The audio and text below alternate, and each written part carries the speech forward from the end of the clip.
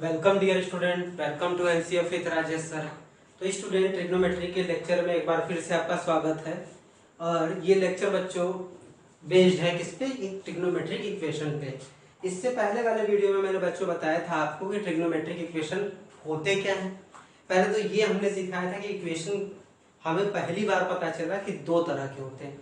बहुत तरह के होते हैं लेकिन अभी दो तरह के हम लोग पढ़ लेंगे, मतलब अप टू 11 तक, ठीक है। फिर हमने जाना कि दोनों में क्या क्या डिफरेंस है, ठीक है। ये सारी चीजें फिर सीखी। फिर हमने सीखा कि ट्रिग्नोमेट्रिक इक्वेशन अच्छा होता क्या है, ये सीख लिया।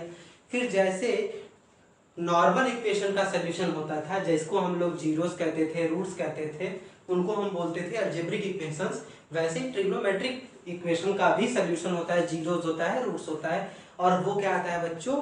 वो आता है आपका एंगल आता है, ठीक है। मैंने बताया था, इतनी चीजें मैंने बता दी थी। तो इस वीडियो में वहीं से कंटिन्यू करते हैं, यानी कि ट्रिग्नोमेट्रिक में इक्वेशन में मैंने बताया था कि दो तरीके से सोल्यूशन होते हैं, ठीक है। दो तरह की कौन कौन सोल्यूशन होते हैं बच्चों? एक प्रिंसिपल सोल्यूशन होता है और एक क्या होता है? General solution. तो प्रिंसिपल सोल्यूशन को मैंने ये बताया था बच्चों के एग्जांपल से कि जैसे आपके क्लास का मॉनिटर है, ठीक है। तो वो एक प्रिंसिपल सोल्यूशन हो गया, और जो पूरे स्कूल का मॉनिटर है वो आपका क्या हो गया? General solution. यानी जनरल सोल्यूशन हर कहीं पे अप्लाई हो सकता है, और प्रिंसिपल सोल्यूशन की एक पर्टिकुलर रेंज होती है। अब प्रिंसिपल सोल्यूशन मतलब होता क्या है बच्चों की, जैसे क्या होता है, मैंने बताने की कोशिश की थी कि जो ट्रिग्नोमेट्रिक फंक्शन है, यानी साइन है, कॉस है, टेन है, कॉट है, सेक है, वो रिपीटेटिव वैल्यूज देते हैं। जैसे कि अगर आप देखें कि साइन 60 की जो वैल्यू होती है, कितनी वैल्यू होती है बच्चों? √3/2। वही वैल्यू साइन 120 की भी होती है वैल्यू, यानी कि एक पर्टिकुलर इंटरवल के बाद फिर से वही वैल्यू रिपीट होने लगती है।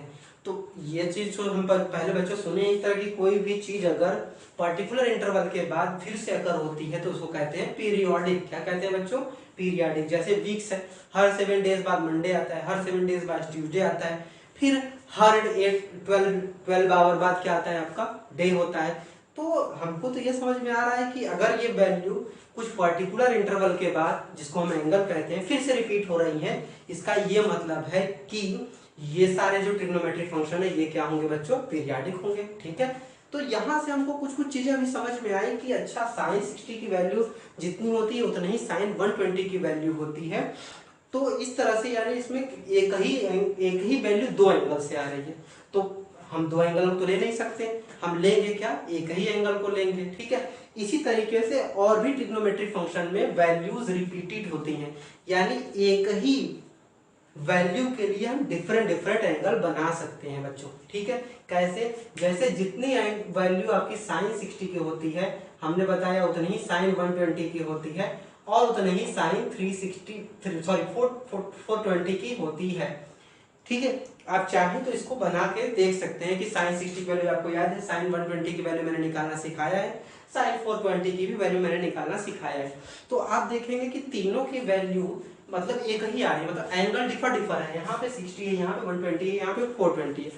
तो यानी कि ये देखने में आ रहा है कि ये सब फंक्शन क्या है? पीरियोडिक है, मतलब एक इंटरवल के बाद जो ये वैल्यू अपने क्या करते हैं? चेंज करते हैं, ठीक है बच्चों। यहाँ तक क्लियर हो गया हमको अभी? तो यानी कि अब हमें ये पता चल गया कि जनरल सोल्यूशन में जो एंगल्स आएंगे वो कहीं भी आ सकते हैं, ठीक है। लेकिन प्रिंसिपल सोल्यूशन में वो हम एंगल लेंगे जिसमें वैल्यू रिपीट नहीं होगी, ठीक है। याद रखना है, फिर से बच्चों समझते हैं। प्रिंसिपल सोल्यूशन में हम वो वैल्यू लेंगे एंगल की जिसमें एक एंगल के लिए एक ही वैल्यू आएगा, ठीक है। फिर से समझते हैं। प्रिंसिपल सोल्यूशन में बच्चों हम वो एंगल लेंगे जिसमें एक ही एंगल के लिए एक ही वैल्यू आएगा। ऐसा नहीं कि 60 लेने पे जो वैल्यू आ रही है वही 120 पे आ जाए, तो ये प्रिंसिपल में नहीं आएगा, ठीक है। ये किस में आ जाएगा बच्चों? जनरल में आ जाएगा। तो प्रिंसिपल में हमको ये समझ में आ गया कि किसी एक पर्टिकुलर एंगल के लिए कोई एक पर्टिकुलर वैल्यू ही आएगी, तब हम उसको किस में कहेंगे? प्रिंसिपल सॉल्यूशन में कहेंगे।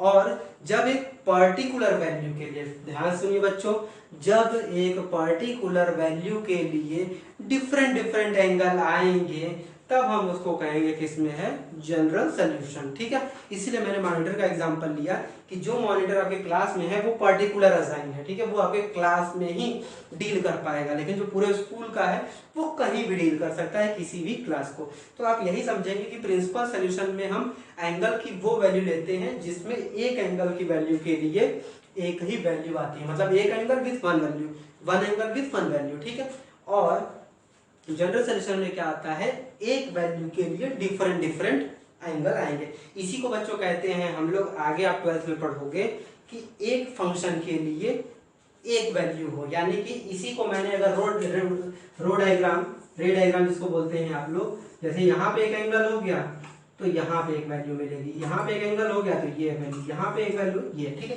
तो ये बच्चों क्या दिखाएगा, आपका प्रिंसिपल सोल्यूशन दिखाएगा। क्लियर हो रहा है बच्चों? और इसमें क्या होता है, जनरल सोल्यूशन में बच्चों क्या है, यहाँ पे कोई एक वैल्यू है तो इसके लिए एंगल अलग अलग होंगे, मतलब इन चारों के एंगल क्या होंगे, आपके अलग अलग होंगे। तो ये किस में चला जाएगा बच्चों, जनरल सोल्यूशन में। चीजें क्लियर हो पा रही हैं? ठीक है, प्रिंसिपल सोल्यूशन में क्या होगा, एक एंगल के लिए एक पर्टिकुलर वैल्यू आएगा, जबकि जनरल सोल्यूशन में एक वैल्यू के लिए बहुत सारे एंगल आ सकते हैं। तो 12th में बच्चों जाओगे तो आप इसको कह सकते हैं कि ये अगर फंक्शन वन वन फंक्शन है तो वो प्रिंसिपल सोल्यूशन में आएगा, और अगर वैल्यू मैनी वन फंक्शन है, क्या है बच्चों, मेनी वन फंक्शन है, तो वो किस में आ जाएगा, आपका जनरल सोल्यूशन में है। इसको ऐसे भी कर सकते हैं कि मैंने यहाँ बताया था बच्चों कि इसको बोलते हैं प्री इमेज और इसको बोलते हैं एक इमेज बोलते हैं, यानी कि एक इमेज के लिए अगर इसमें केवल एक ही एलिमेंट होगा तब हम उसको कैसा सोल्यूशन कहेंगे, प्रिंसिपल सोल्यूशन, या फिर उसी कैसे कहेंगे, वन वन फंक्शन कहेंगे। जबकि अगर एक इमेज के लिए, ये तो इमेज है, एक इमेज के लिए अगर बहुत सारे प्री इमेज आएंगे, बहुत सारे प्री इमेज आएंगे, तब हम क्या कहेंगे, वो कैसा सोल्यूशन हो जाएगा, जनरल सोल्यूशन। या फिर हम ऐसे फंक्शन को क्या कहते हैं, मेनी वन फंक्शन। तो मेरे लिहाज से, मेरे ख्याल से, आई होप मैं समझाने में सफल हो पाया हूं कि प्रिंसिपल सोल्यूशन कब कहेंगे और जनरल सोल्यूशन कब कहेंगे। यानी कि प्रिंसिपल सोल्यूशन की एक बाउंड्री होगी, उस बाउंड्री में वैल्यूज यानी एंगल ऐसे होंगे कि हर एंगल के लिए एक डिफरेंट वैल्यू असाइन होगी, और जनरल सोल्यूशन उस एंगल का सिलेक्शन होगा, सेट होगा। ठीक है, कलेक्शन होगा, सेट होगा, जिसमें एक ही वैल्यू के लिए डिफरेंट डिफरेंट एंगल आ सकते हैं। आई होप अब आपको क्लियर हो रहा होगा। तो जब आपको कहा जाए कि प्रिंसिपल सोल्यूशन बताइए और जब कहा जाए जनरल सोल्यूशन, तो आप समझ जाएंगे। तो अब तो यहाँ तक बात क्लियर हो गई बच्चों की प्रिंसिपल सोल्यूशन क्या होता है ये जान गए हम। ठीक है, और जनरल सोल्यूशन क्या होता है ये जान गए। ठीक है, तो हमें प्रिंसिपल सोल्यूशन की अब पता चल गया कि बाउंड्री होती है, तो वो बाउंड्री जानना पड़ेगा कि कहाँ से कहाँ तक होता है। तो हाँ बच्चों, हर प्रिंसिपल सोल्यूशन बेस्ड होता है आपके ट्रिग्नोमेट्रिक फंक्शन पे। ठीक है, यानी कि अगर ट्रिग्नोमेट्रिक फंक्शन अलग होगा तो आपका जो प्रिंसिपल सोल्यूशन होगा वो क्या होगा, अलग अलग होगा। ठीक है, तो पहले आ जाते हैं हम प्रिंसिपल सोल्यूशन पे। ठीक है, तो प्रिंसिपल सोल्यूशन का मतलब होता है द रीजन, या फिर इसी कह सकते हैं set of angle in which one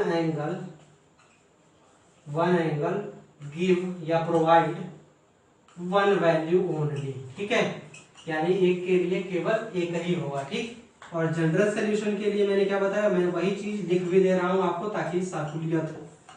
the set of angles in विच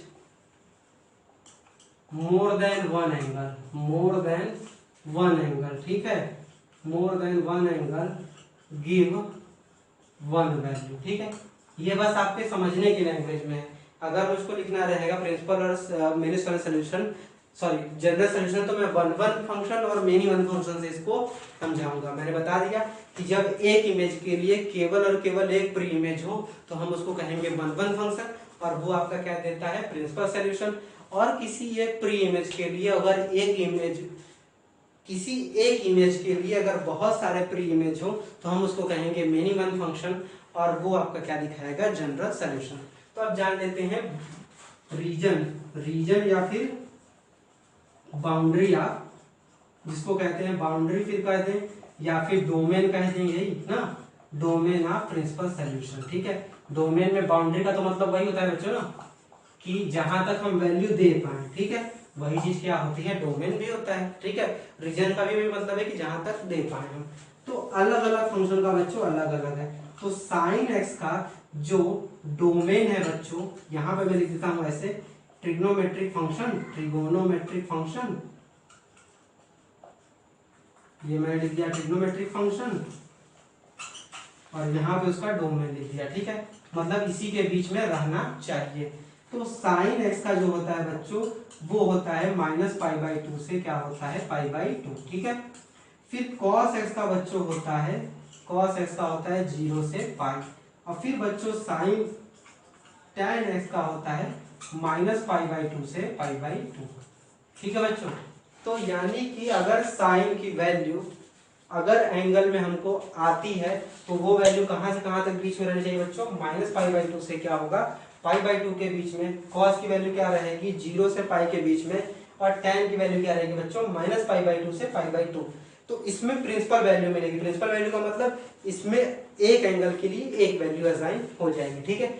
अगर बाकी तीनों हमको बताना है तो बच्चों अगर सेक दिया है तो सेक को क्या कॉस में कन्वर्ट करके हम नहीं बना पाएंगे, कॉस का हमको पता है। अगर कॉट दिया है तो क्या हम tan में उसको कन्वर्ट करके नहीं बना लेंगे प्रिंसिपल सोल्यूशन। और अगर साइन में दिया है तो क्या हम कन्वर्ट करके, सॉरी कोसेक में दिया है तो क्या साइन में कन्वर्ट करके वैल्यू नहीं बना पाएंगे। यानी इन तीनों की मदद से ही बाकी जो तीन हैं उनको भी क्या कर दिया जा सकता है, उनका भी प्रिंसिपल सोल्यूशन निकाला जा सकता है। और यही चीज जनरल में भी होगी बच्चों कि अगर हम तीन का जनरल सोल्यूशन जान ले तो इन तीनों के बेसिस पे भी उन तीनों का अगर क्वेश्चन आ जाएगा तो हम जनरल सोल्यूशन बना सकते हैं, ठीक है। तो इस वीडियो में बच्चों इतना ही रखते हैं। यानी इस वीडियो में हमने क्या सीखा, प्रिंसिपल सोल्यूशन क्या होता है, जनरल सोल्यूशन क्या होता है, दोनों के माध्यम से, दोनों के यूज से हमने वन फंक्शन और मिनी वन फंक्शन को भी थोड़ा थोड़ा समझ लिया जो कि 12th में है। इसके बाद हमने प्रिंसिपल सोल्यूशन की डेफिनेशन देख ली लिटरल, जनरल सोल्यूशन की डेफिनेशन देख ली लिटरल मीनिंग में, ठीक है। उसके बाद हमने डोमेन डिसाइड कर लिया कि अच्छा ठीक है साइन का यहाँ से यहाँ तक रहेगा तो प्रिंसिपल बोलेंगे, या फिर प्रिंसिपल बनाना होगा तो यहीं से यहीं के बीच में होना चाहिए। कहाँ से कहाँ से बीच में, -π/2 से π/2 के बीच में। और अगर tan का बोलेगा कि प्रिंसिपल वैल्यू बनाइए तो -π/2 से π/2 के बीच में ही होना चाहिए। या फिर अगर इसके बीच में दे देगा तो हम कहेंगे कैसा सोल्यूशन है बच्चों, प्रिंसिपल सोल्यूशन है। तो नेक्स्ट वीडियो में बच्चों इस पे क्वेश्चन करेंगे प्रिंसिपल सोल्यूशन पे। पहले प्रिंसिपल वैल्यू, प्रिंसिपल जो सोल्यूशन है या प्रिंसिपल वैल्यू पहले हम लोग ठीक से समझ लेंगे, उस पर सवाल लगा लेंगे, फिर हम किधर की तरफ रुख करेंगे, जनरल सोल्यूशन की तरफ। तो नेक्स्ट वीडियो में बच्चों क्वेश्चन के साथ मिलते हैं, तब तक के लिए बने रहिए।